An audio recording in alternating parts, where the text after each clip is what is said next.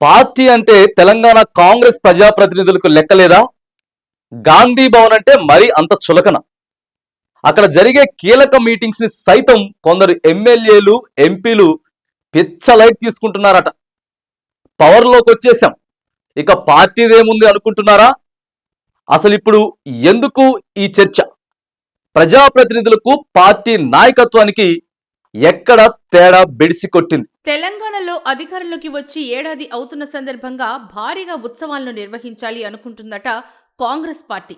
దీనికి సంబంధించి క్షేత్రస్థాయిలో వేడుకలు ఎలా చేయాలి, దానితో పాటు స్థానిక సంస్థల ఎన్నికల నిర్వహణ అంశాలపై చర్చించేందుకు విస్తృత స్థాయి సమావేశం నిర్వహించింది పీసీసీ.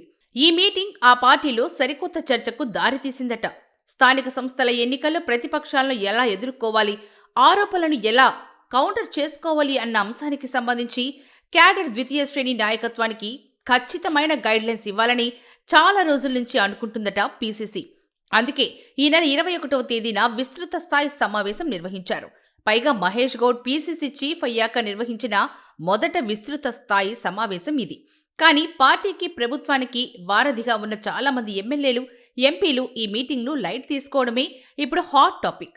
ప్రస్తుతం జరుగుతున్న రాజకీయ పరిణామాలకు అనుగుణంగా నిర్వహించిన ఈ సమావేశం పార్టీకి కీలకమైంది. అలాంటి పార్టీకి ఎక్కువ మంది ఎమ్మెల్యేలు డుమ్మా కొట్టడం, కీలకం అనుకున్న వాళ్లు మాత్రమే కనిపించడంతో పార్టీ మీటింగ్ అంటే వీళ్లకు అంత లెక్కలేని తనమా అని ఆగ్రహంగా ఉన్నారట ఆ పీసీసీ పెద్దలు.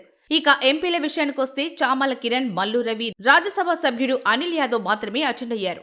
మిగిలిన వాళ్లు కనిపించకపోవడంతో ఇంత కీలకమైన సమావేశానికి డుమ్మా కొడితే ఎలా అనే చర్చ జరుగుతోందట పార్టీ వర్గాల్లో.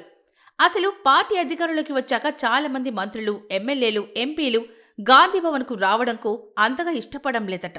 దీంతో పార్టీ ఆఫీస్ మెట్లు ఎక్కకుండానే వీళ్లంతా 4 ఏళ్లు గడిపేద్దామనుకుంటున్నారా అని ఆగ్రహం వ్యక్తం చేస్తున్నారట. పీసీసీ, మెఫీలు గాంధీ భవన్లో మీటింగులు పెట్టేది 6 నెలలకు, ఏడాదికో ఒకసారి.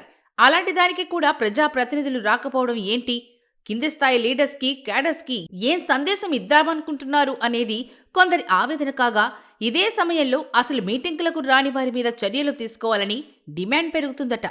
పార్టీ అధికారంలోకి వచ్చాక ప్రజల్లో ముఖాముఖి పేరుతో ప్రతి వారం ఒక మంత్రిని గాంధీభవన్కి వచ్చి ప్రజలు, కార్యకర్తల నుంచి వినతి పత్రాలు స్వీకరించాలని సూచించారు. అది కొనసాగుతోంది. అయితే పార్టీ నిర్వహించే సమావేశాలకు లైట్ తీసుకుంటున్నారని, అలాంటి వాళ్ళ విషయంలో కఠినంగానే ఉండాలని పీసీసీకి సూచన వెళ్తున్నట్టు తెలుస్తోంది. పార్టీ కీలకంగా భావించే సమావేశాలకు కూడా ఎమ్మెల్యేలు, ఎంపీలు రాకపోవడం మంచి సంకేతం కాదు అన్న అభిప్రాయం వ్యక్తమవుతుందట కాంగ్రెస్ వర్గాల్లో. ఇక టీఆర్ఎస్ నుంచి కాంగ్రెస్లకు చేరిన సీనియర్ నేత పోచారం లాంటి వారే ఈ సమావేశానికి హాజరయ్యారు. కానీ పాత కాంగ్రెస్ ఎమ్మెల్యేలు లైట్ తీసుకోవడానికి క్రమశిక్షణ రహిత్యంగానే భావించాలని అంటున్నారట. తమకు అధికారం ఎలా వచ్చిందన్న విషయాన్ని విస్మరించి వీలంతా పార్టీని లైట్ తీసుకుంటే భవిష్యత్తులో అంతా కలిసి మునుగుతారనే వార్నింగ్ సైతం వెలువడుతున్నాయట.